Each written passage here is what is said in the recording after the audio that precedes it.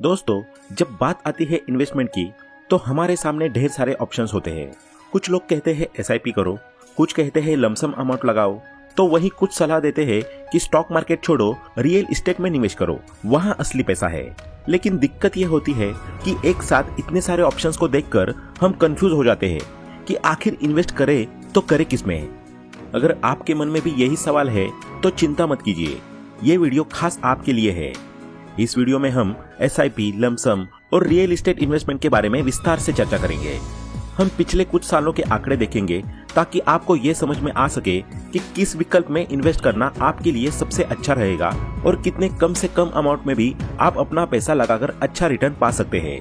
बस एक छोटी सी रिक्वेस्ट है कि इस वीडियो को अंत तक जरूर देखें, क्योंकि इस वीडियो में मैं आपको कुछ ऐसे तथ्य और डेटा बताने वाला हूँ जो आपको चीजों को बड़ी ही आसानी से समझने में हेल्प करेंगे।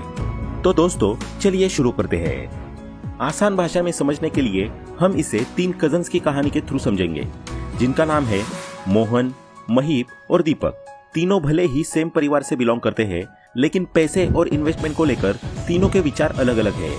एक और जहां मोहन का मानना है कि पैसा हमेशा ठोस चीजों पर इन्वेस्ट करना चाहिए, यानी कि ऐसी जगह जहां पर आपको पैसे के बदले आने वाली चीज साफ साफ दिखे और हमेशा श्योरिटी रहे कि मार्केट में कुछ भी उथल पुथल होता रहे, लेकिन उस पर धेले भर का भी फर्क न पड़े।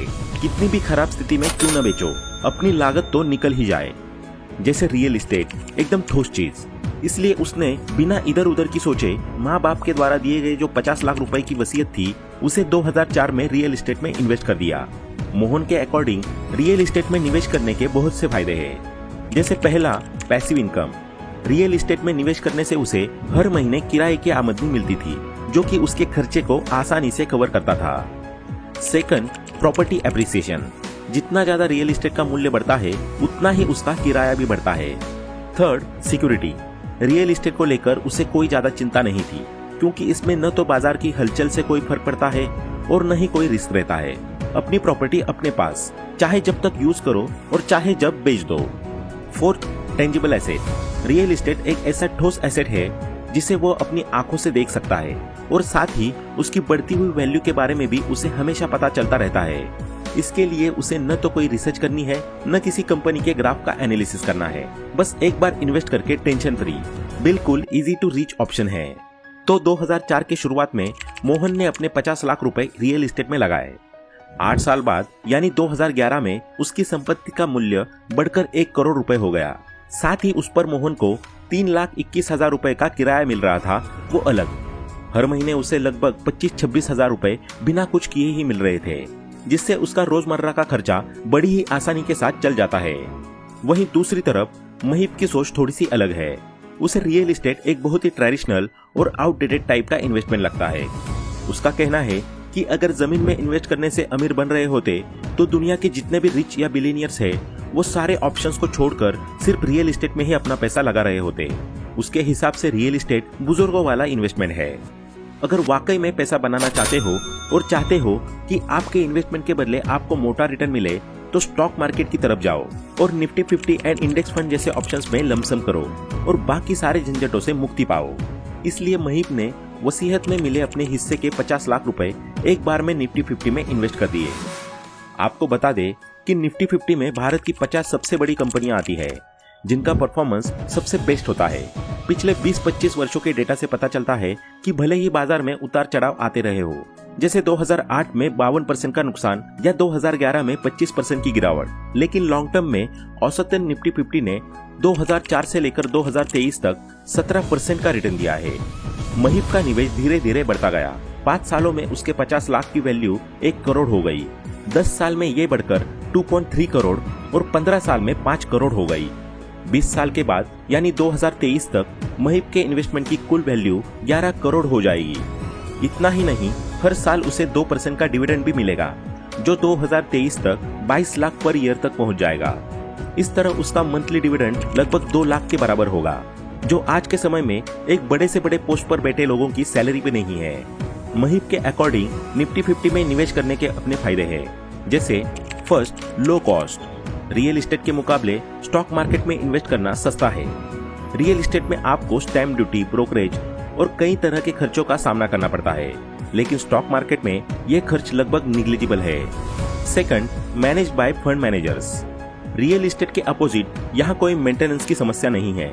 यहाँ पर आपके पैसे को एक प्रोफेशनल फंड मैनेजर बड़े ही अच्छी तरीके से मैनेज कर रहा होता है, जो आपके पैसे को ग्रो करने के लिए एक प्लस पॉइंट देता है। Third, diversification.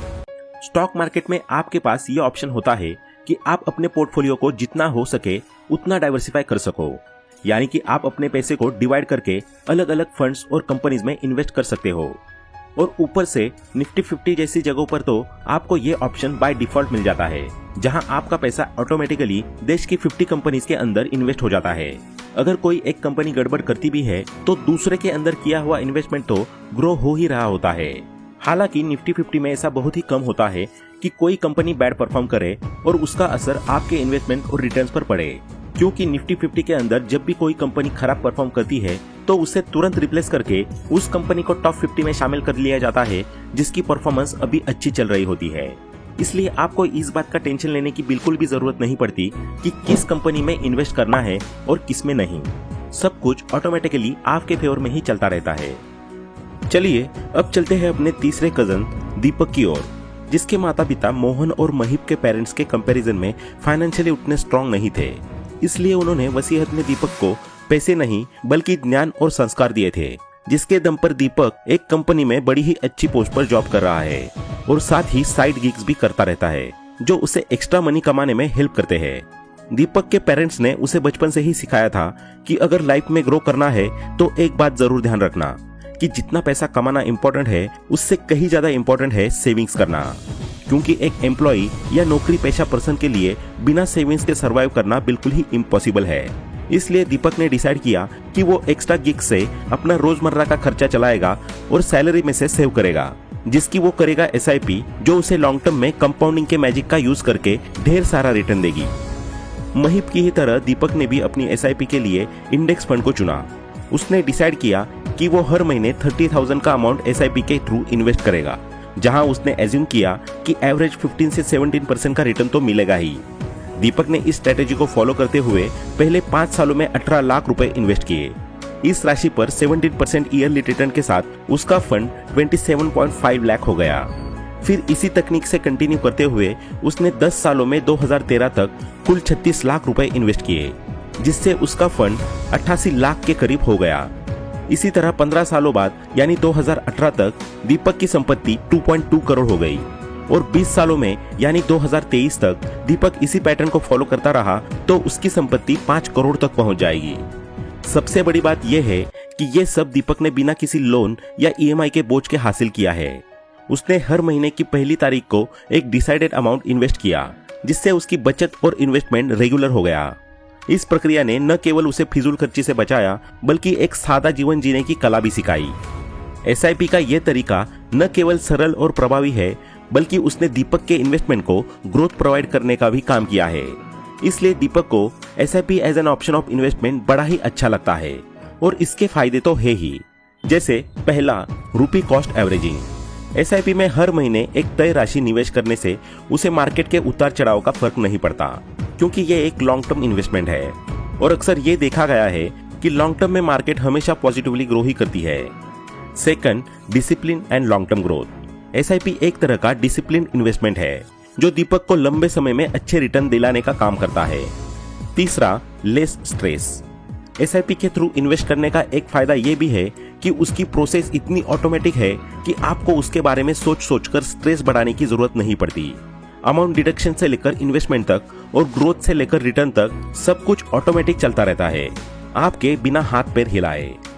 अब अगर देखा जाए तो इन तीनों ने अलग अलग निवेश रणनीतियों का इस्तेमाल किया। मोहन ने 50 लाख रुपए का रियल एस्टेट में निवेश किया, वही महिप ने अपने 50 लाख को इंडेक्स फंड में लमसम इन्वेस्टमेंट के रूप में डाला। दीपक ने हर महीने 30,000 SIP के माध्यम से निवेश करना शुरू किया। शुरुआत में 2009 तक मोहन को अपनी प्रॉपर्टी से मिलने वाला रेंटल यील्ड महिप के इंडेक्स फंड से मिलने वाले डिविडेंड की तुलना में काफी अधिक था। साथ ही उसकी प्रॉपर्टी की वैल्यू भी धीरे धीरे बढ़ रही थी। लेकिन 2010 में स्थिति बदलने लगी। मोहन की प्रॉपर्टी की कीमत 97 लाख थी, जबकि महिप की इंडेक्स फंड में की गई निवेश राशि बढ़कर 1.4 करोड़ हो चुकी थी। इसके अलावा महिप को अब 2,96,000 का सालाना डिविडेंड भी मिलने लगा था। आने वाले वर्षों में महिप की इंडेक्स फंड से मिलने वाली डिविडेंड आय लगातार बढ़ती गई। धीरे धीरे महिप को मोहन से 2 से 3 गुना अधिक डिविडेंड मिलने लगा। साथ ही उसकी निवेश राशि भी मोहन की प्रॉपर्टी की कीमत से अधिक बढ़कर 11 करोड़ हो गई। ये दर्शाता है कि अगर सही तरीके से इंडेक्स फंड में निवेश किया जाए तो वो रियल एस्टेट से भी बेहतर रिटर्न दे सकता है। अब अगर हम दीपक और मोहन की तुलना करें तो 20 साल बाद मोहन की प्रॉपर्टी की कीमत लगभग 3.3 करोड़ हो जाएगी।